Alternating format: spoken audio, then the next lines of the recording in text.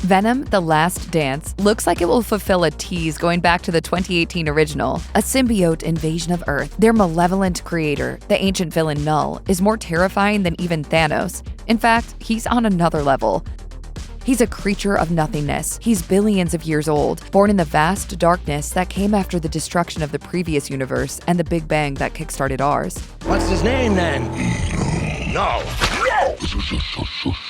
Then, the Celestials brought forth light, and Knull was repulsed. While the Celestials saw the dark as emptiness they could remold, Knull saw them as invaders in his domain. His crusade of destruction is to return the universe to what it was. This is why Knull fits as a villain in Silver Surfer Black. The Surfer's arc in the book is him brooding over his past as a herald of Galactus. Norrin Radd may be a kind soul, but to many worlds, he was an agent of death. So, in Silver Surfer Black, while thrown back into the primordial past, the Surfer must face an unmaker like he once was. The book's conclusion is that you cannot defeat the dark, but you can find the light inside of you. King in Black likewise ends with Knull thrown into the sun and obliterated. Naturally, darkness is snuffed out by the most powerful light of all. We'll have to wait and see if the cinematic Knull will receive the same fate as the comic one.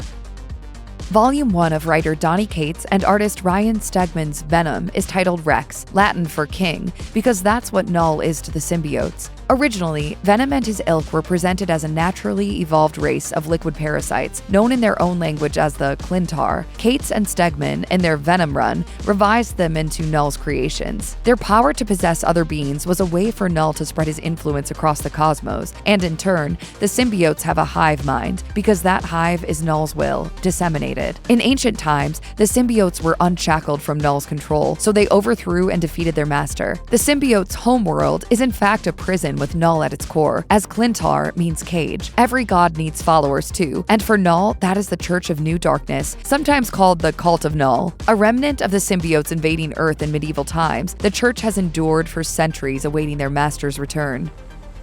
Venom is not the only Marvel villain to whom Knull has a deep connection. Gore the God Butcher was born immortal, but true to his name, he has the power to kill gods. How? The weapon he wields, the Necrosword. In the Marvel Cinematic Universe, Gore's Necrosword is depicted as a shadow-casting longsword that brings forth monsters. In the comics, it is instead a shapeless black fluid flowing across Gore's body that he can make into blades and tendrils. Sound familiar? The Necrosword looks and acts a lot like a symbiote because it is the original one. All black. Knull took his own shadow and made it into a sword to fight against the Celestials, forged with the power of one he'd already slain. Eons ago, Knull lost All Black and Gore found it, becoming the God Butcher. This is actually retcon, as Gore debuted in 2012, 6 years before Knull. His origin, first told in Thor, God of Thunder #6, depicts him finding the Necrosword from a slain knight-like god in black armor. Cates and Stegman turned this unnamed god into Knull. Still, it's a nifty explanation that accounts for Gore's venomous powers and how his weapon corrupts his mind. The sword chose you. You are now cursed. Speaking of God-slaying, you've already seen the Celestial who Knull slayed in the MCU. It's called Nowhere.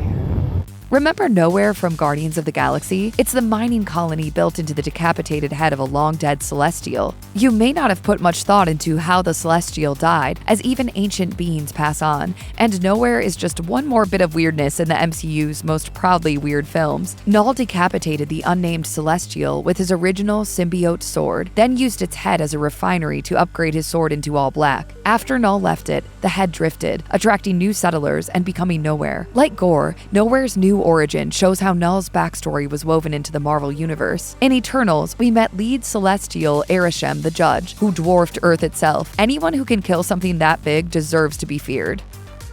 Eons ago, Knull created 2 symbiotes in the shape of dragons, one black and one red, and sent them out on a path of destruction. When they came to Earth, the black one was named Grendel, after the mythological monster from Beowulf, while the red one was dubbed his mother. Earth became Grendel's tomb, for he was defeated by Thor, but remnants of his presence, both physically and in the Church of New Darkness, survived. Grendel awakens in the first issue of Cates and Stegman's Venom, and winds up being a harbinger of his master's arrival. If Knull himself only has a cameo in The Last Dance. Perhaps Grendel could be a third-act villain for Venom 3. A symbiote dragon is definitely a big enough spectacle to cap off the trilogy. There's another reason to fear Grendel too. After his defeat in the comics, the Church of New Darkness uses his essence to resurrect Cletus Cassidy and Carnage. It always did seem odd how casually Let There Be Carnage killed off Venom's only other A-list adversary, so a revival and team up with Knull could be in order. Venom: The Last Dance oozes into theaters on October 25th, 2024.